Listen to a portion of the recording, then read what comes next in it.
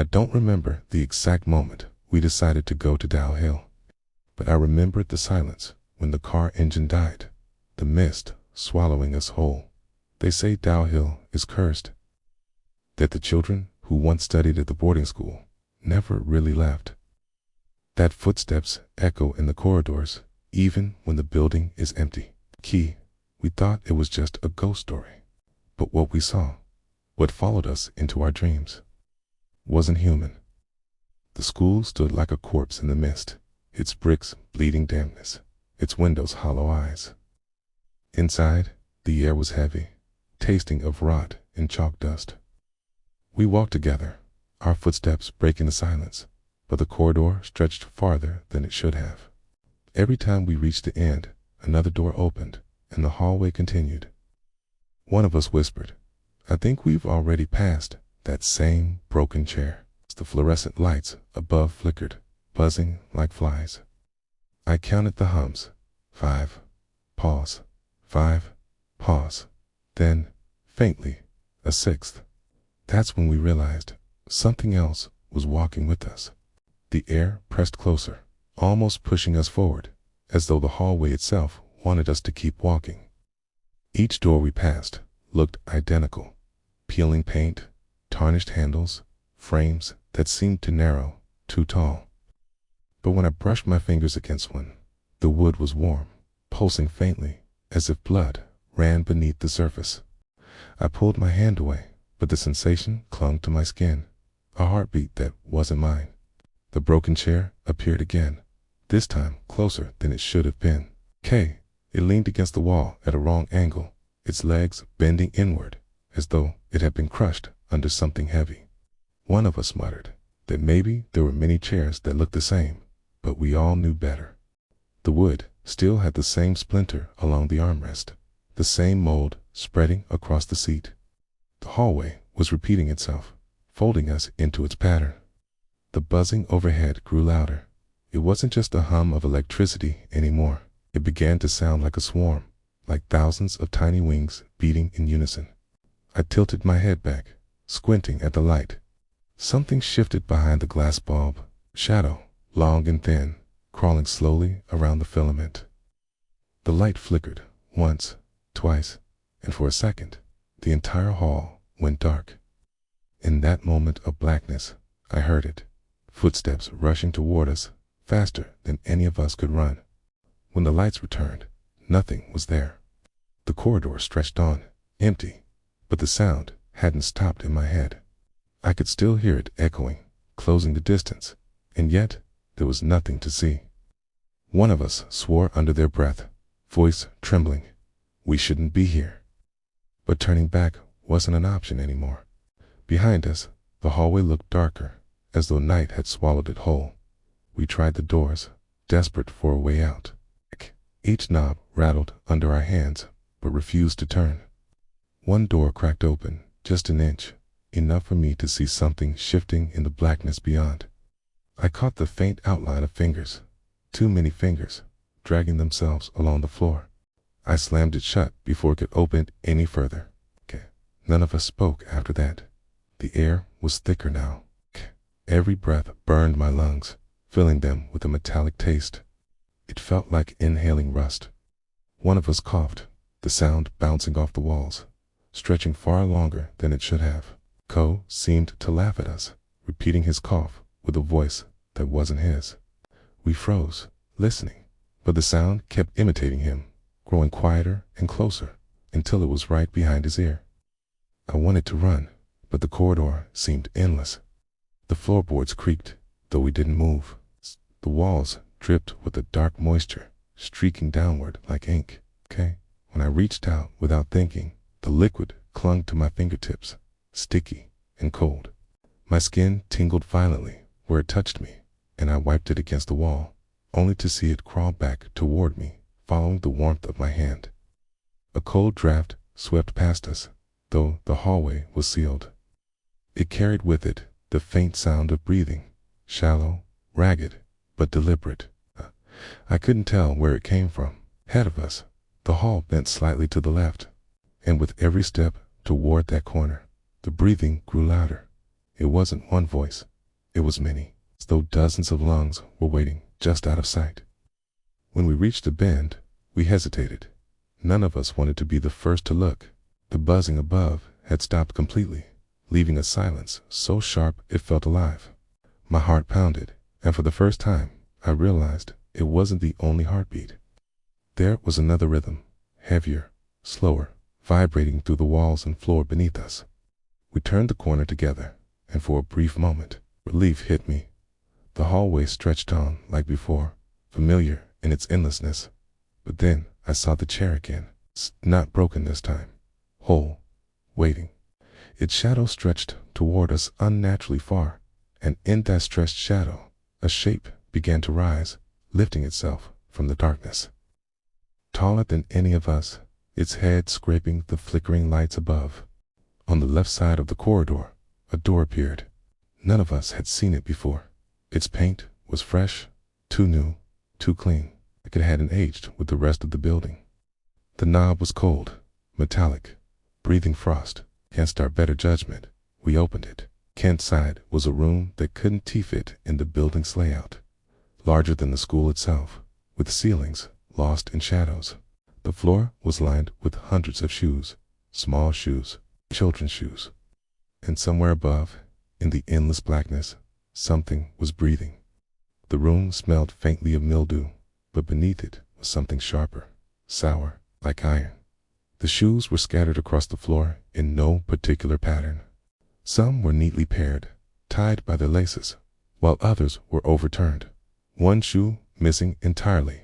A dust lay heavy on them, yet some looked polished, as though they had been worn only yesterday. We stood frozen, unable to step inside, afraid of disturbing whatever memory lingered there. One of us whispered that maybe this had been a storage room. Maybe the school had collected them long ago.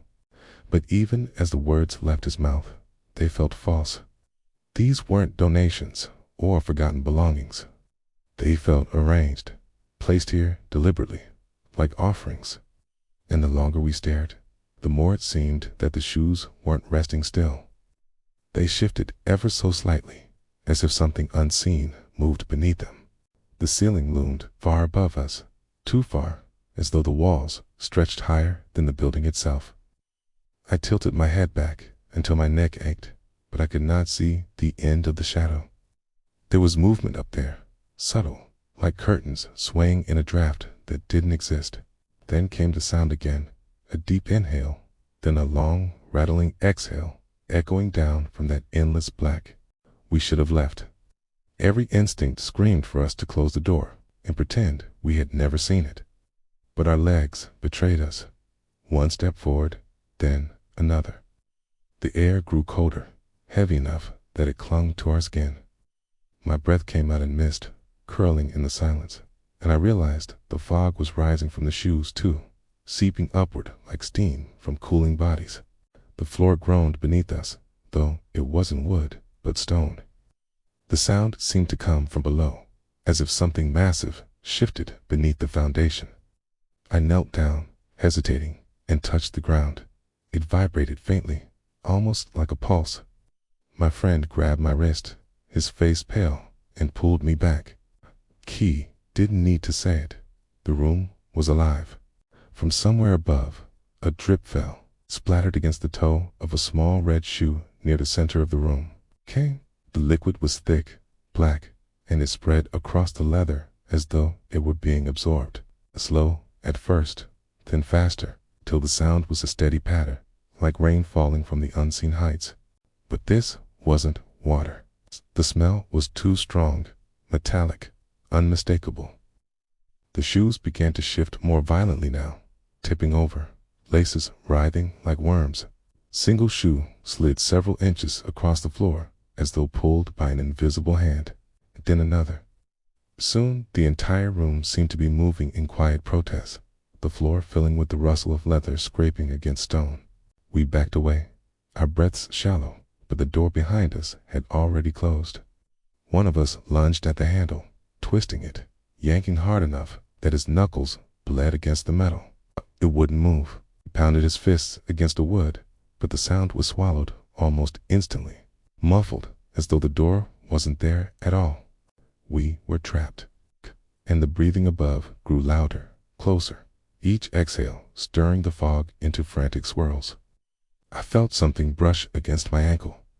I stumbled back, heart thundering, only to see a shoe lying on its side, where it hadn't been before. Its tongue lolled open like a mouth gasping for air. Then another shoe tilted upright, its hollow inside facing us, and for an instant, I swore I saw something gleam within it. A wet, watching eye. We circled together, shoulder to shoulder, as the shoes closed in. The floor was no longer still, but rippling, every object shifting in a pattern we couldn't understand. It was like standing on the chest of some giant sleeper, its breath rolling beneath us. I thought of the children who had once worn these shoes, their laughter, their absence, and for the first time, the silence in the room felt crowded, as if they were all still here, unseen, surrounding us. Then, from high above, something moved. A massive shape leaned forward, blotting out what little light remained. The breathing was no longer distant, but right above our heads, hot and wet, condensing into droplets that splashed across our faces. None of us dared to look up, yet every nerve in my body screamed that if we did, if we saw what loomed above, we would never leave this place.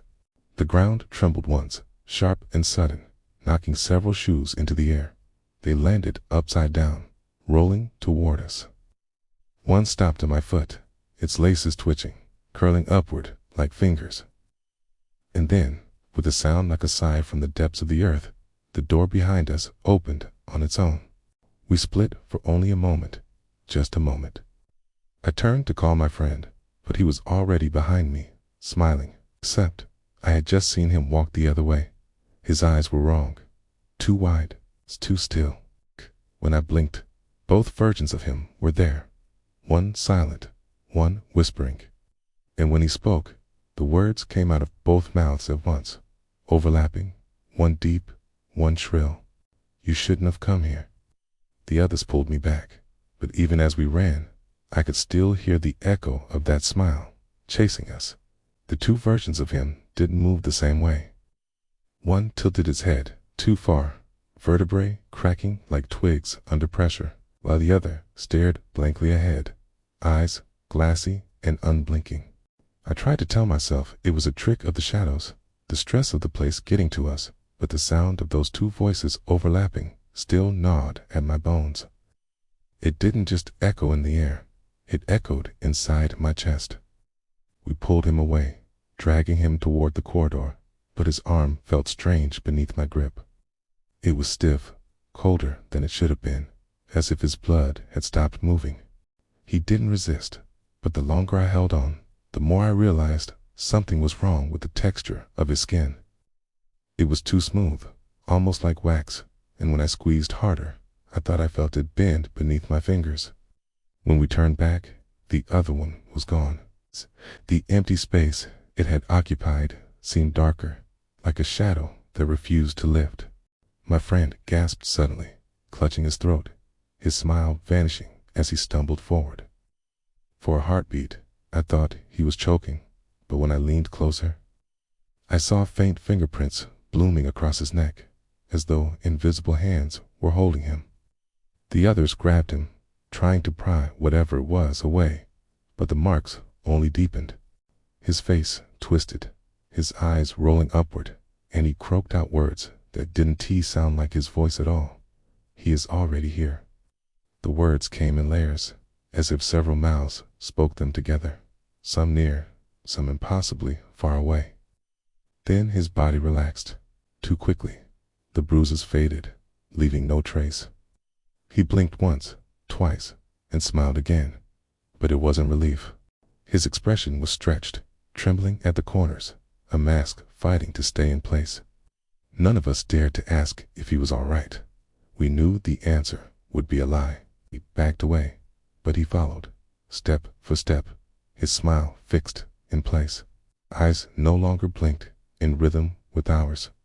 He lagged, blinking too slowly, like a puppet struggling with its strings. And yet his movements grew sharper, more deliberate, as if something else was learning how to wear him. The hallway ahead twisted strangely, pulling us deeper into its endless throat. I glanced at the walls and caught movement in the glossy streaks of moisture that ran down them. Reflections. Not of us, but of him. Dozens of him, smiling from every ripple, their mouths opening wider, stretching until the skin split. One of us snapped, screaming his name, demanding to know what he was, what he wanted. The smile faltered for the first time. His lips quivered, his eyes darting too quickly, and for a split second, I thought I saw something underneath, something raw and unfinished pressing against his skin, desperate to break through. He lunged then, not at us, but at the wall. Kay's head struck the surface with a sickening crack, and when he pulled away, his forehead was unmarked. No blood, no bruise, only a smear of moisture where his skin had touched, as if the wall had absorbed him. He turned slowly, grinning wider now, and whispered, "Do you see it?" We didn't answer. We couldn't, because the wall behind him rippled. The moisture swelled outward like a bubble, and, within its glistening surface, his face appeared again, not smiling, not still, but screaming silently, pounding against the other side as though trapped inside. Panic erupted. We grabbed each other and ran, not caring where the hallway would take us. Our footsteps thundered, but behind us I heard the softer rhythm of his, steady, patient, deliberate. No matter how far we went, it was always just behind, never rushing, never slowing, as though it didn't need to, as though it knew we would tire first. When we dared to look back, he wasn't there anymore, but his smile was. Dozens of them, floating in the darkness, suspended without faces, just lips stretching wide, teeth too sharp, hanging in the air like lanterns. And each one whispered in unison, "You shouldn't have come here." The building betrayed us. Doors led back to the same room we had just escaped. Windows opened into walls. We tried to retrace our steps, but the staircase twisted into itself, leading us back to where we started. Every time we entered a classroom, the desks were rearranged. First neat rows, then scattered, then stacked like bones.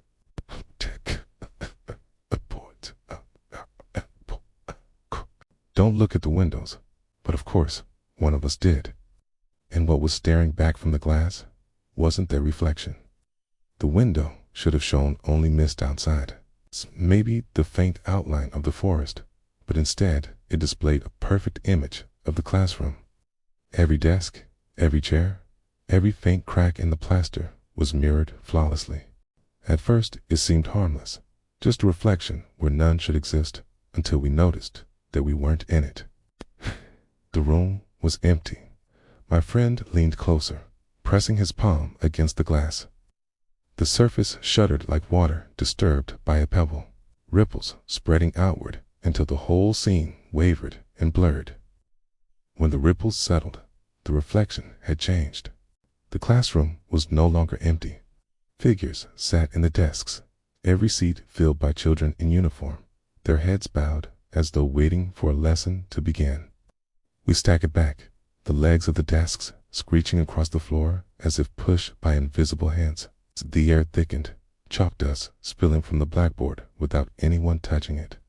My friend whispered that he recognized some of the faces. He swore he had seen their pictures in the framed photographs lining the old school hallway, students who had died decades ago. The children in the reflection lifted their heads slowly, all at once. Their faces were pale, waxen, and their eyes glowed with a dull gray light. They didn't blink. They didn't breathe. They only stared through the glass as though they had been waiting all along for someone foolish enough to look. One of the children raised a hand in the reflection. Its movements were stiff, unnatural, like a puppet tugged by strings. Then the others followed, dozens of pale arms reaching upward in unison. Their mouths opened, but no sound came through. Instead, the glass itself began to vibrate, humming low at first, then louder, till the window pane trembled violently in its frame. We shouted for my friend to step away, but he was transfixed, his face inches from the glass. His breath fogged the surface, and the fog clung there like a second skin. Then, slowly, the fogged outline of his breath began to move on its own, shaping itself into words. We leaned closer, horrified as we read them. "Let us out." The figures in the reflection pressed their hands against the inside of the glass. The pane bulged inward as if it was soft, pliant, ready to break. Tiny cracks spiderwebbed across the surface, each one spreading with a sound like bones snapping. My friend stumbled back at last, his face pale, but the damage was already done. A thin fissure opened in the glass, and from it seeped a black liquid, thicker than ink, dripping down the wall and pooling on the floor. The smell was unbearable, metallic and sour, like rusted blood. Wherever it touched, the wooden floor warped, bending upward as if trying to recoil. The chalkboard screeched behind us, chalk lines etching themselves into words we didn't want to see. The sentence had changed. It no longer read, "Don't look at the windows." Now it said, "Too late." The letters bled, white dust running like tears down the black surface. We ran for the door, but the knob twisted uselessly in our hands. Behind us, the cracks in the glass widened, chunks splintering off and falling to the ground in sharp shards. From within the jagged opening, pale fingers began to push through, bending in impossible ways, joints cracking backward as they clawed for purchase. The sound of children's laughter rose faintly, distant yet everywhere, echoing through the walls of the shifting house. The laughter was wrong, layered, too deep, as though adults were mimicking the voices of children. My skin crawled at the sound. We pounded the door harder, desperate, while behind us, the glass shattered completely. The reflection was gone. The classroom beyond was no longer visible. Instead, a hollow blackness yawned in the broken frame, stretching endlessly into nothing. The pale hands gripped the edges and pulled, dragging their owners slowly into our world. The first face emerged, smooth and eyeless, skin sagging as though it had been molded from wax that never set. Somehow, the corridor spat us out into the forest. Mist wrapped around the trees like gauze around corpses. At first, we thought we were safe, until we realized the forest was listening. Every branch creaked in response to our voices. Every leaf shivered when we moved. Then came the laughter. Soft, childlike, but far too close. Shapes darted between the trees, never fully seen. One of us swore they saw a child in a school uniform, head tilted unnaturally far to the side, eyes shining like glass marbles. We kept walking, but the forest kept folding back on itself, like it wanted us to never leave. The fog clung to our clothes like wet rags, each droplet chilling us to the bone. The forest floor was soft, almost spongy, and every step sank slightly, as though something beneath the soil shifted to accommodate our weight. None of us spoke above a whisper. The silence between our breaths felt watched, as though the trees leaned closer every time we paused. I noticed first that the branches were wrong. They weren't growing upward, but curling downward, bending unnaturally toward us. Some scraped the ground. Others reached across the path, like arms, ready to embrace. When the wind stirred, they swayed in rhythm. But it was too precise, too deliberate, like a slow applause for our foolishness. We tried to follow a trail, though the path was thin and crooked. The undergrowth closed in, narrowing until we had to walk single file. Each time I looked back, the order had shifted. The friend who had been behind me was suddenly at the rear, his face pale and confused, as if he had been pushed back without walking. None of us remembered switching places. The laughter returned, closer now. It wasn't joyous, but brittle, breaking into gasps as though the children laughing couldn't quite remember how. The sound moved quickly, darting from tree to tree, circling us. My skin prickled with every echo, the hair on my arms rising as though something unseen brushed against me. A figure darted between the trunks, small and fast. We caught only flashes, the corner of a uniform jacket, the shine of glassy eyes, the way its head tilted so far sideways, the neck must have broken long ago. Yet it moved gracefully, weightless, as though the rules of bone and flesh didn't bind it. We hurried our pace, but the forest refused to let us escape.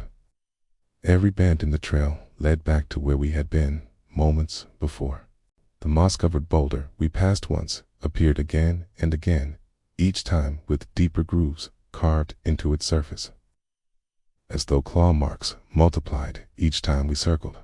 One of us snapped, sprinting off the trail, crashing through the undergrowth. We called after him, voices muffled by the mist, but his figure vanished almost instantly. Seconds later, his scream tore through the silence, sharp and short, cut off as if swallowed whole. When we found the courage to follow, there was no sign of him, not even footprints where he had run. The mist thickened, turning the world into a shifting blur. My eyes played tricks, showing me silhouettes that dissolved when I focused on them. At one point, I saw myself standing among the trees, motionless, watching with an expression I didn't recognize. I blinked, and it was gone, leaving only a faint indentation in the soil where something had been standing. The smell of damp earth gave way to something harsher, the stench of rot. It seeped from the ground, clinging to our throats. We pressed our hands over our noses, gagging, but the smell grew stronger. That's when we noticed the shapes at the bases of the trees. Small bundles of cloth, some torn, some intact. Shoes, dozens of tiny shoes arranged neatly like the room we had seen before. A cold breeze moved through the clearing, and every shoe turned at once. Laces dragging across the soil, pointing in our direction. The laughter rose again, louder now, layered, as if an entire classroom hid just beyond the fog. My knees locked, my body refusing to take another step, though every instinct screamed at me to run. The trees began to shift, trunks bending slowly, deliberately, until they formed a tight ring around us. Bark cracked, splinters raining down as the forest itself closed. The branches above wove together, sealing out the sky, plunging us into a dim, suffocating cage. We were no longer walking in a forest. We were trapped inside something alive. The last sound I heard before everything went silent was the crunch of leaves directly behind me. Not the weight of a footstep, but something crawling, dragging itself closer. When I turned, all I saw were eyes, dozens of them, floating in the fog like marbles dropped into milk, unblinking. Fixed on us with a hunger older than the trees themselves. Out of nowhere, we stumbled onto tracks, rusted, broken, yet humming faintly with electricity. The mist parted, revealing an old station. Benches splintered, timetables rotting, but a train stood waiting, its doors open, its lights glowing faintly, though no power should run through it. Against all reason, we boarded. Inside, the seats were covered in mold, but the air smelled like burning hair. A voice over the intercom crackled. Next stop, nowhere. And as the doors closed, the train lurched forward. But outside the windows, there was no landscape, only faces. Dozens pressed against the glass, mouths open in silent screams. The train lurched so violently, I nearly fell against the mold-stained seats. The sound of the wheels on the tracks wasn't normal. Not the rhythmic clatter I expected, but a grinding, shrieking wail that felt alive, like metal being torn apart from the inside. The others clung to the poles, eyes darting from window to window, but none of us dared to sit. The faces outside pressed closer. Their features weren't fixed. Eyes melted, mouths stretched, and noses caved in like soft wax under heat. They screamed silently, their lips moving too quickly to follow, words forming that the glass swallowed before we could understand. I caught myself staring at a child's face, only to realize it mirrored my own features, warped and twisted into something unrecognizable. Intercom crackled again, A burst of static that stabbed my eardrums. The voice returned, low and garbled, speaking as though submerged in water. "Tickets, please." The sound wasn't a question, but a command, flat and unavoidable.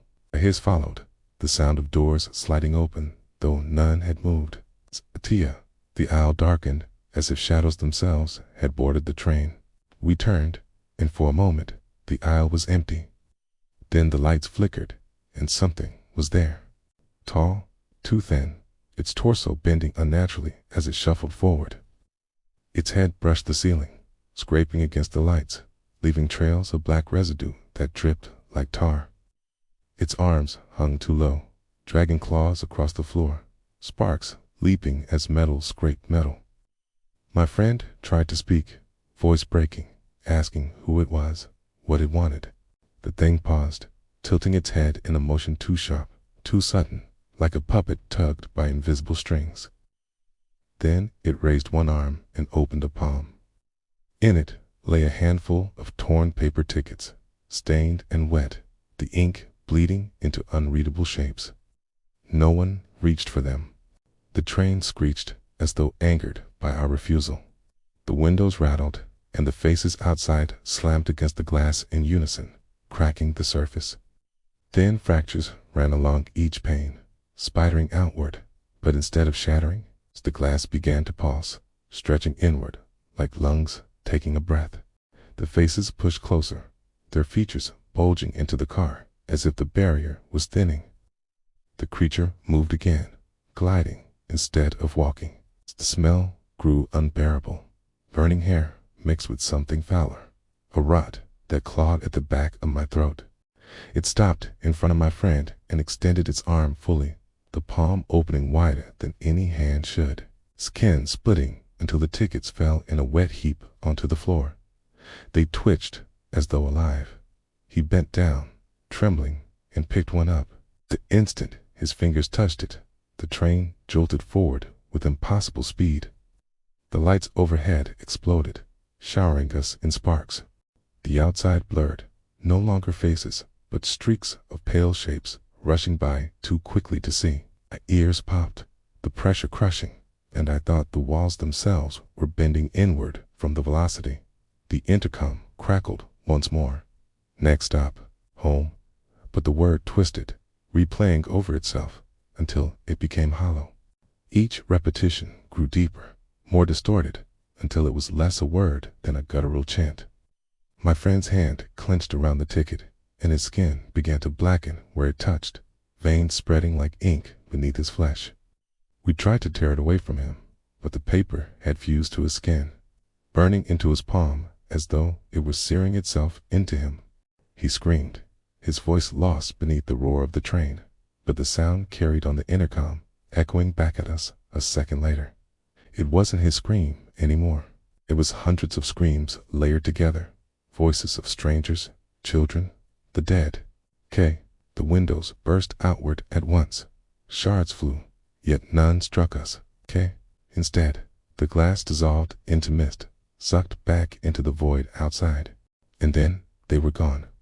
The faces. The only reflection left was our own, pale and terrified, staring back from the black surface of the night. But even that wasn't right. Our reflections didn't move when we did. They just sat there, waiting, smiling faintly as though they knew what was coming next.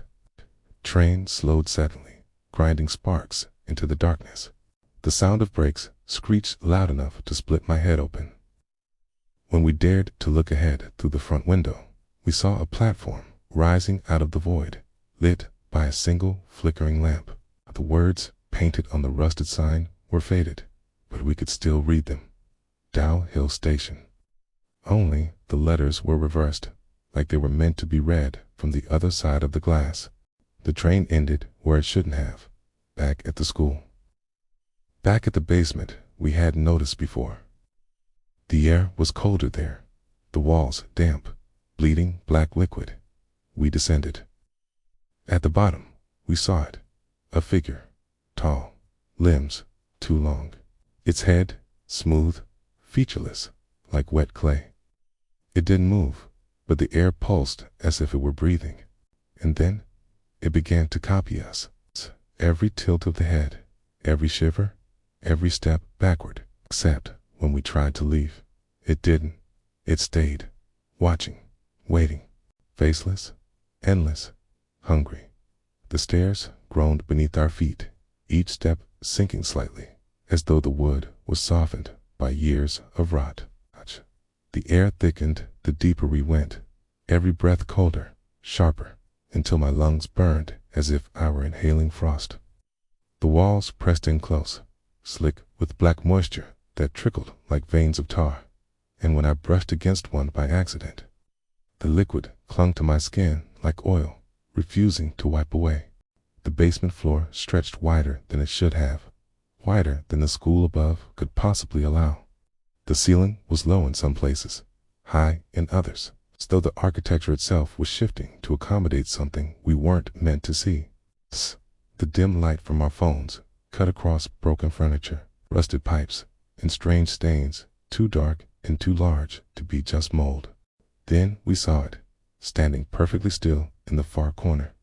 At first, my mind tried to turn it into a coat rack, some forgotten relic draped with cloth, but the longer I stared, the less human it became.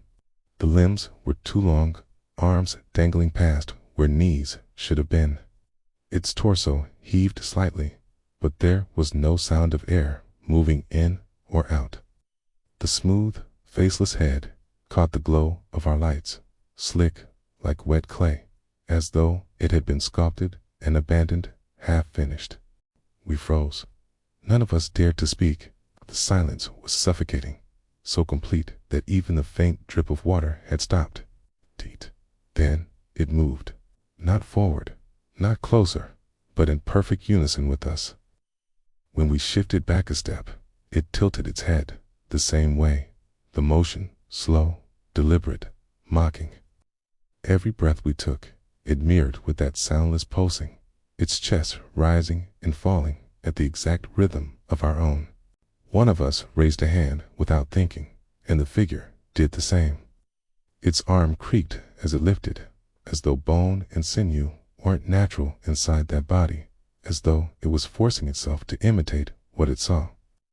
The gesture was delayed, not perfectly timed, like it was learning us, memorizing each movement as though it were a performance. I whispered that we should leave, though even whispering felt dangerous. We began to edge toward the stairs, every step small, deliberate, but when we turned, the figure didn't. It stood there, unmoving, watching. For a brief moment, I felt relief. Maybe it was bound to that corner, unable to leave. But the thought curdled quickly when I realized something worse. It wanted us to think that. The walls around us trembled faintly, the black liquid dripping faster, spreading in rivulets across the floor.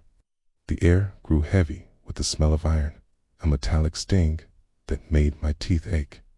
The figure shifted again, not to follow us this time, but to bend its head backward, stretching unnaturally far until it was staring at the ceiling.